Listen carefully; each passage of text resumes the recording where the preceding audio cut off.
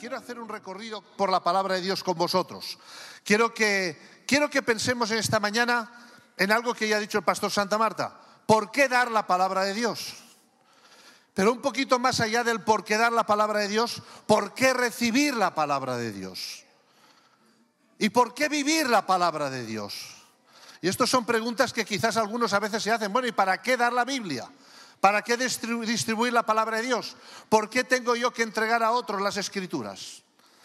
Dios pronunció todas estas palabras.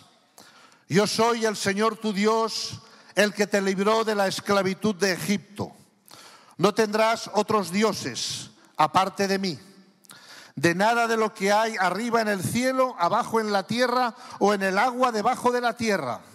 No te postrarás ante ellas, ni les rendirás culto, porque yo, el Señor tu Dios, soy un Dios celoso, que castiga a sus hijos, nietos y bisnietos la maldad de los padres que me aborrecen. Pero con los que me aman y guardan mis mandamientos, soy misericordioso por 1000 generaciones. No pronunciarás en vano el nombre del Señor tu Dios, porque el Señor no dejará sin castigo al que tal haga. Acuérdate del sábado para consagrarlo al Señor. Durante 6 días trabajarás y harás en ellos todas tus tareas, pero el séptimo día es día de descanso consagrado al Señor tu Dios. En ese día no realizarás ningún trabajo, ni tú, ni tu hijo, ni tu hija, ni tu esclavo, ni tu esclava, ni tus animales, ni el emigrante que viva en tus ciudades. Porque el Señor hizo en 6 días el cielo, la tierra, el mar y todo lo que hay en ellos, y el séptimo día descansó. Por eso mismo bendijo el Señor el sábado y lo declaró día sagrado. Honra a tu padre y a tu madre para que vivas muchos años en la tierra que el Señor te da. No matarás, no cometerás adulterio, no robarás, no darás testimonio falso en perjuicio de tu prójimo, no codiciarás la casa de tu prójimo, ni su mujer, ni su esclavo, ni su esclava, ni su buey, ni su asno, ni nada de lo suyo. ¿Os suena este pasaje, hermanos? Suena este pasaje. Fijaros, yo tengo un hijo guapísimo como yo, alto, delgado, como su madre. Yo ya estoy un poquito, Este hijo se llama Samuel. Se llama Samuel por un propósito. Le llamamos Samuel porque lo pedimos a Dios y Dios nos lo concedió. Este hijo mío es actor y vive en México. Y este hijo mío vive y comparte un apartamento, comparte una casa. Y hace unos cuantos días, estando yo con él, visitándole, por razones de ministerio estaba en México y me quedé con él, evidentemente. Y en un momento dado me dice, papá, dice, si es que aquí tengo que poner normas, porque claro, vivo con otros compañeros y voy a la cocina y me encuentro en la cocina de cualquier manera, y voy al baño y se dejan las cosas por en medio, y veo, y él es un tipo súper ordenado, pero cuando vivía en nuestra casa lo de las normas no le gustaba, ¿A cuántos jóvenes aquí le gustan las normas? Que levanten la mano. Ninguno. Pero él dijo, yo tengo que poner normas aquí porque las cosas tienen que funcionar bien. Las normas. Fijaros que cuando hay cualquier grupo social, no importa qué grupo social, lo primero que hace es buscar organizar su vida. Buscar organizar y dar respuesta a todas las cuestiones que tienen que ver con su vida y con su existencia. Así pues, cuando el pueblo de Israel, después de haber recibido la promesa de Abraham de que sería una gran nación, que sería un gran pueblo y de sufrir tantas consecuencias, cayó esclavo en Egipto, lo primero que hace Dios cuando el pueblo de Israel sale de Egipto es darle unas normas. Y es que cualquier grupo tribal en el que nosotros podamos indagar un poquito, veremos que para poder vivir en comunidad, las personas necesitan normas.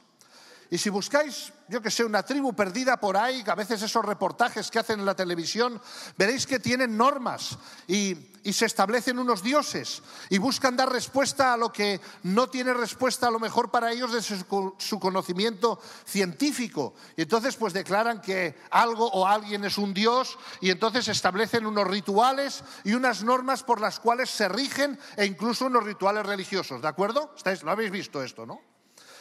Y cuando el pueblo de Israel sale de la tierra de Egipto, la primera cosa que hace Dios el Padre, el creador de todas las cosas, es darles unas normas. Y Moisés subió al monte y bajó con unas tablas de la ley. ¿En qué estaban las tablas? En piedra. Menos mal, Señor, que ahora tenemos la tablet, que no es de piedra, ¿no? Y no tenemos que venir a la iglesia con las tablas de piedra, ¿no? Hemos avanzado. Y baja Moisés del monte y habla al pueblo y le entrega el primer código de identidad nacional que el pueblo de Israel va a tener, su palabra. Y es muy interesante los 3 aspectos que contienen estos 10 mandamientos, como un primer pasaje que quiero ver con vosotros en esta mañana. En primer lugar y sobre todo, el llamamiento a no tener otros dioses, porque evidentemente el pueblo de Israel venía de Egipto y probablemente los israelitas se sentían deslumbrados por la grandeza de Egipto. Egipto era un gran imperio y ellos probablemente se sentían deslumbrados, probablemente hasta sintieron la tentación de, ahora que salimos de la esclavitud, nos haremos un país como Egipto. Y Dios lo primero que hace es darle unas normas. En primer lugar, no tendréis dioses ajenos. Yo soy el único Dios y no adoraréis a ningún otro Dios. En segundo lugar, lo que les establece es un paradigma de reconocimiento de quién es el Dios creador de todas las cosas. Haréis vuestro trabajo y vuestra obra en 6 días y el 7º lo dedicaréis a honrar a vuestro Dios. Algo importantísimo. Reconocer a aquel que es el dador de todas las cosas, aquel de quien proviene todo bien, aquel que nos ha dado la tierra, que nos ha dado el trabajo, que nos ha dado la familia, que nos ha dado los amigos, a aquel de quien depende todo el universo en el que nosotros vivimos. La segunda cuestión que encontramos en estos 10 mandamientos es el respeto los unos a los otros, fundamental. ¿Recordáis que el Señor Jesús resumió la ley y los profetas cuando le preguntaron cómo resumiríamos? Y dijo, ama a Dios y al prójimo. Por lo tanto, la segunda parte de los 10 mandamientos tiene que ver con las relaciones éticas que tenemos unos con otros. No robar, no matar, no cometer adulterio, no desear. Algunos de los aspectos son aspectos éticos muy directos. Otros aspectos tienen que ver con el respeto no solamente a la propiedad del otro, sino el respeto al otro, como persona, como criatura creada a los ojos y a la imagen y a la semejanza de Dios. Así pues, en primer lugar, lo que encontramos en las Escrituras en cuanto a la palabra de Dios es que Dios da su palabra al pueblo de una manera resumida en los 10 mandamientos como un código que va a ser la identidad nacional del pueblo de Israel. Un código fundamental. Los israelitas suelen poner unas tablas de la ley pequeñitas en los quicios de las puertas de sus casas. Y al entrar y al salir suelen tocarlas y besarlas como una expresión del respeto por la ley de Dios. Ahora es muy interesante que esa ley pues se fue expandiendo y tenemos a los levitas, ¿verdad? Y vienen todos los códigos legales y morales y caramba, si uno tiene que acordarse de todos los códigos y morales que aparecen en Israel, uno se volvería loco. Fueron de los 10 mandamientos a toda una serie de regulaciones que regulaba toda la vida. Fijaros, yo cuando vivía en Sevilla tenía un vecino que era judío, muy buena persona. Este señor un día me dice, oye José Luis, estábamos esperando el ascensor, íbamos hablando y yo le dije, digo, pues mira, este sábado voy a Málaga. Dice, ¿vas a Málaga el sábado? Digo, sí. ¿Ya? ¿Y cómo vas a Málaga? Digo, voy en coche. ¿Vas en coche a Málaga? ¿Y me puedes llevar? Digo, hombre, sí, te puedo llevar. Dice, ¿y vas a conducir tú todo el rato al ir y al volver? Digo, hombre, sí, voy a conducir yo al ir y al volver. Dice, pues entonces me voy contigo. Y yo pensé, qué desgraciado que es este judío. Pues claro, él no podía trabajar, era el sábado. Entonces no podía tampoco conducir, pero yo, un pobre gentil, sí. Entonces yo podía pecar para él, ¿no? Y él podía ir bien tranquilo y trasladarse hasta Málaga. Claro, los judíos lo que hicieron fue legalizar todos los aspectos que se desprenden de los 10 mandamientos por una razón muy sencilla. No es que eran malas personas, es que los judíos pensaban que si un solo día, todo el pueblo de Israel cumpliera perfectamente la ley, el Mesías vendría. Y de ahí su fanatismo por intentar que todo el mundo cumpliera la ley, porque tenían el celo de que viniera el Mesías. Qué equivocados estaban, ¿no? Pero era lo que ellos pensaban. Bien, Ahí tenemos en los 10 mandamientos un elemento fundamental de la identidad del pueblo de Israel. Allí donde la palabra de Dios se cumple, allí donde el pueblo de Dios es obediente a la palabra de Dios, a esos mandamientos que Dios le ha dado, allí donde eso ocurre hay paz, hay prosperidad, hay bienestar, hay lo que en la palabra de Dios se dice shalom, que no solamente es ausencia de guerra, sino es el bienestar total, el sentirse plenamente bien con Dios. Y es interesante que en el Antiguo Testamento tenemos todo un ciclo que se va repitiendo. Fijaros, el pueblo se le da la ley y el pueblo es obediente. ¿Os acordáis qué pasa cuando el pueblo va por el desierto? Empiezan a murmurar, a sentirse fastidiados, a caer en desconfianza, porque van por el desierto y ya piensan que Dios no está con ellos. ¿Y qué hicieron? Se hicieron otro Dios, ¿no? Se hicieron un becerro. Fijaros que allí donde la palabra de Dios es obedecida hay bendición. Pero inmediatamente donde la palabra de Dios es desobedecida, hay pecado, hay muerte, hay destrucción. Y es interesante este ciclo en el Antiguo Testamento. De la obediencia, el pueblo pasa a la desobediencia. De la desobediencia al castigo. Del castigo el pueblo se arrepiente, Señor, perdóname. Y entonces el Señor les perdona. Y viene el perdón de Dios. Y después de ese perdón, nuevamente viene un tiempo, una época de paz y de prosperidad para el pueblo de Dios. Y es interesante cómo los parámetros de relación entre Dios y su pueblo, que vienen fundamentados en la obediencia a la palabra que Dios da para su pueblo, pasa constantemente por este ciclo. Hasta el punto en que llega un momento cuando el pueblo se siente tan desgraciado porque ha pecado que es exiliado.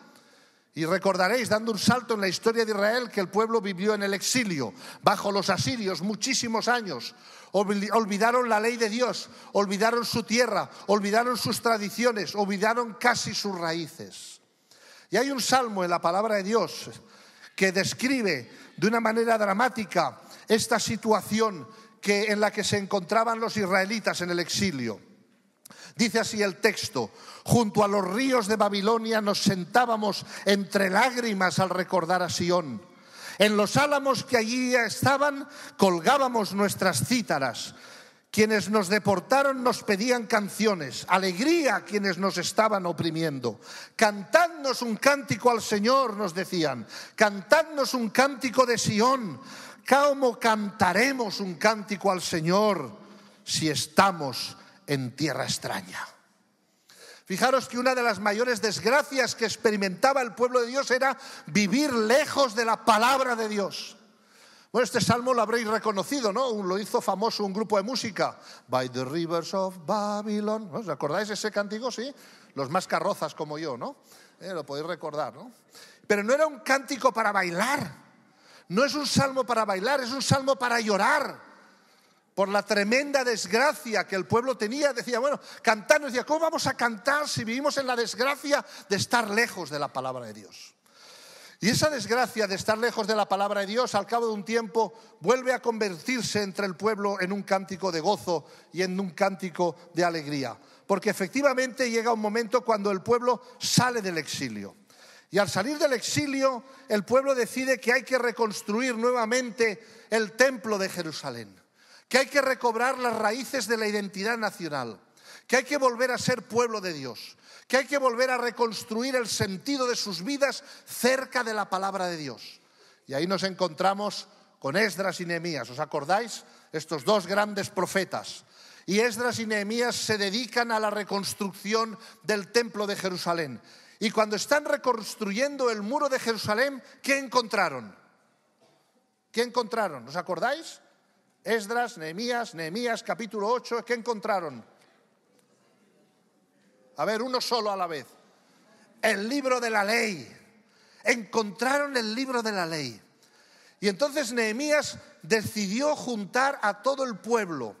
Y nos dice la palabra de Dios en Nehemías capítulo 8 que Nehemías juntó al pueblo junto a la puerta de las aguas. Y teniendo a todo el pueblo allí reunido, como estáis vosotros aquí en esta mañana, puso un estrado y en el estrado se puso a leer la palabra de Dios. Y estaban los levitas, dice, poniendo el sentido de lo que se leía. ¿Por qué? Porque ellos habían vivido tanto tiempo en el exilio que ya no hablaban hebreo. Y tenían que traducirles la palabra de Dios. Y nos dice el texto bíblico de una manera pictórica, extraordinaria, que mientras estaban leyendo la palabra de Dios, ¿qué hacía el pueblo? Lloraba compungido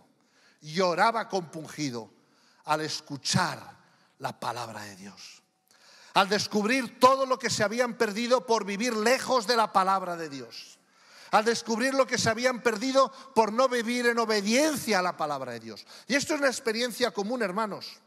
Yo estoy seguro que tú lo has experimentado en tu vida como yo lo he experimentado en la mía. Cuando haces algo que es incorrecto y que no está bien a los ojos de Dios, ¿cómo te sientes? Mal, miserable. Te da vergüenza, porque tú lo sabes.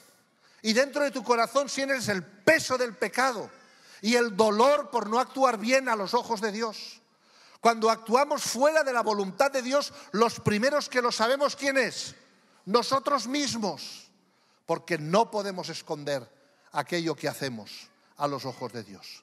Y es interesantísimo que el pueblo que vivió de una manera tan mal, cuando escuchan nuevamente la palabra de Dios de labios de Nehemías, el pueblo se siente compungido y se pusieron a llorar. ¿Y qué les dice Nehemías? Dice: oye, dejaros de llorar, hombre. Ahora ya no es tiempo de llorar. Vamos a danzar, vamos a bailar, vamos a cantar, vamos a hacer una fiesta como aquí esta mañana, ¿no? Si me hacen bailar a mí como estos chicos, me mato aquí, ¿no? Vamos a bailar, vamos a danzar, vamos a cantar. Hagamos fiesta a nuestro Dios. No solamente eso, dice: hagan estofado de ternera con arroz para todos, ¿eh? Lo dijo Nehemías, lo dice ahí el texto, ¿no? El estofado lo he puesto yo, ¿no? Pero dice: hagan grosura, pongan comida, vamos a hacer fiesta. ¿Por qué hicieron fiesta, hermanos? Porque redescubrieron la palabra de Dios para sus vidas. Pero si vamos un poquito más adelante en la historia, yo no sé hasta qué hora tengo, yo a las 4 me voy, pero ustedes... Si vamos un poquito más adelante en la propia historia bíblica que estamos leyendo, nos damos de cuenta que después de que volvieron del exilio, años después, los profetas nuevamente tienen que llamar la atención del pueblo.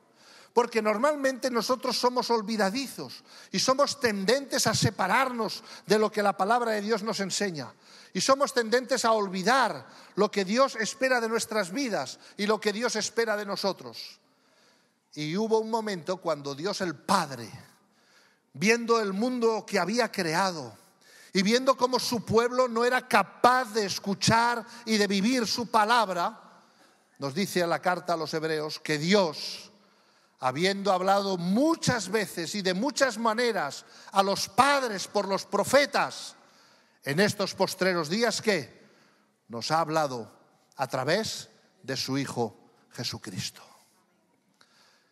Y Jesucristo, como dice la carta, el Evangelio de Juan, ¿verdad?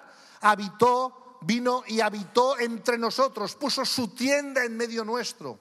Se identificó con nosotros, vino a habitar en medio nuestro para que pudiéramos conocer el sentido de la palabra de Dios. Él, la palabra, se hizo carne y habitó entre nosotros y vimos su gloria. ¿Y cómo vemos su gloria? Dios el Padre, en la persona de Jesucristo, se hace uno con nosotros y a través de sus palabras, de sus hechos, de su muerte y de su resurrección. Dios el Padre quiere enseñarnos el sentido de la palabra, el sentido de aquellos 10 mandamientos, el sentido del amor al Padre sobre todas las cosas y al prójimo como a uno mismo, identificándose con cada uno de nosotros en nuestros dolores, en nuestros sufrimientos, en todas y cada una de las circunstancias de nuestra vida.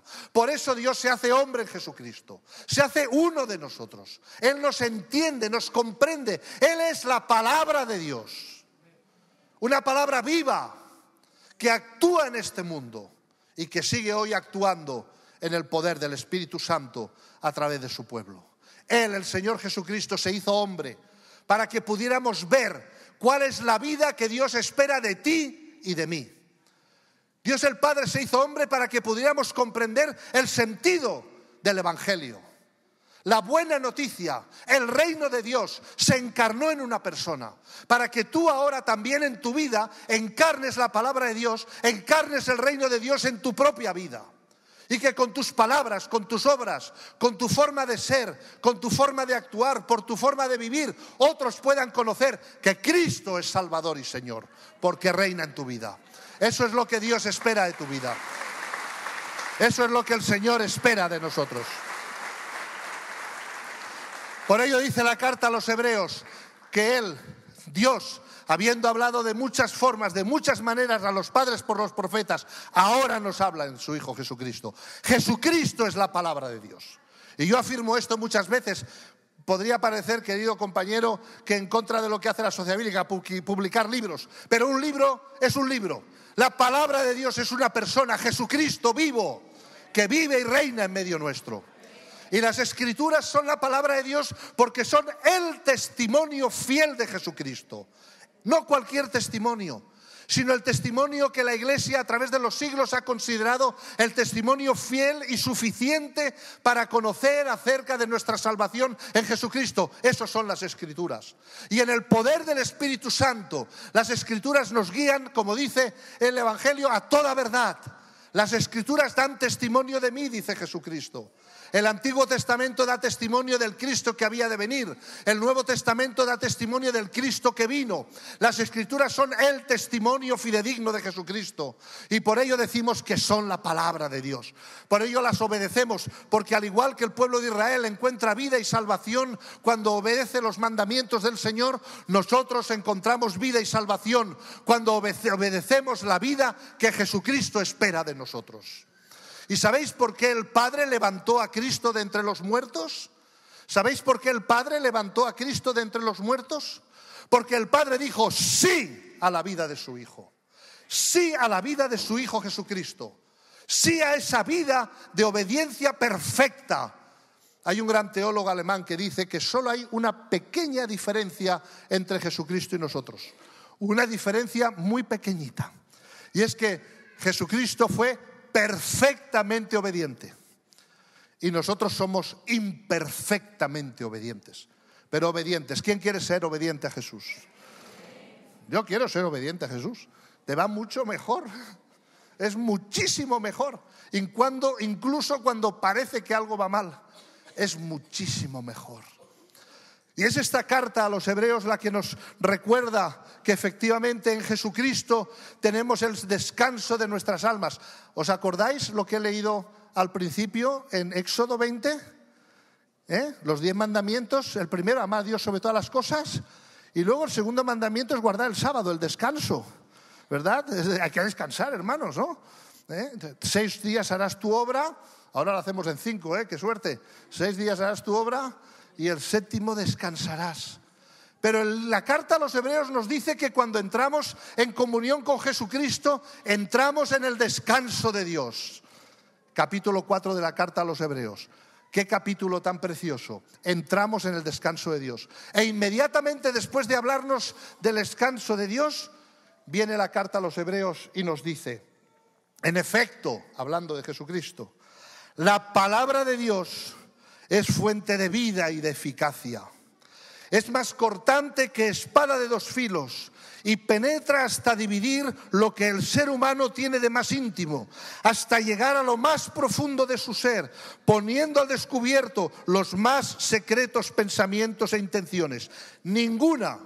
Escuchad esto, ninguna criatura se le oculta a Dios. Todo está desnudo y descubierto a los ojos de aquel ante quien debemos rendir cuentas. Hermanos, qué pasaje tan poderoso. ¿Por qué debemos dar la palabra de Dios? Yo soy bautista, un pobre bautista, ustedes son unos grandes pentecostales. ¿Por qué dar la palabra de Dios? La palabra de Dios es la espada del Espíritu. Más cortante que espada de 2 filos. Y penetra hasta lo más profundo, hasta partir el alma, las coyunturas, penetra hasta lo más profundo de nuestro ser, descubre todo lo que hay ahí. Imagínense ahora, por un momentito, cierren los ojos. Yo vigilo que nadie se le lleve la cartera, cierren los ojos, ¿no? Cierren los ojos un momentito. Imagínense ahora mismo ahí sentados desnudos. Oye, pastor, qué grosería. No, no. Imagínense desnudos. Ya me ve alguno. Ahí este Michelin que tengo por aquí, que la blusa me lo cubre, ¿no? Nos dice el texto que todo está desnudo delante de Dios, que no podemos esconder nada. ¿Por qué dar la palabra de Dios? Porque la palabra de Dios, en primer lugar, a nosotros como cristianos nos da identidad como pueblo. Nosotros somos un pueblo que somos seguidores de esa palabra viva y encarnada que es Jesucristo. Amén.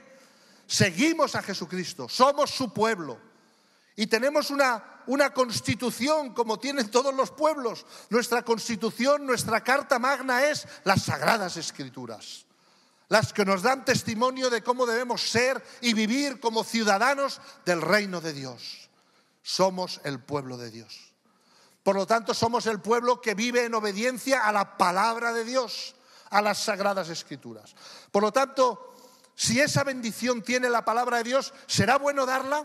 ¿Será bueno regalarla? ¿Será bueno entregarla? ¿Será bueno proclamarla? Y aún más, ¿será bueno vivirla? ¿Vivirla en nuestras vidas? Esa palabra que penetra hasta lo más profundo del corazón. Yo a veces me pregunto si estos políticos nuestros supieran lo que la palabra de Dios hace. A lo mejor no tendrían... ¿Hay alguien de Panamá aquí? Casi no lo digo. Los papeles de Panamá, los de Suiza... Todo el mundo tiene cuentas por todas partes, engañan, roban, nos mienten.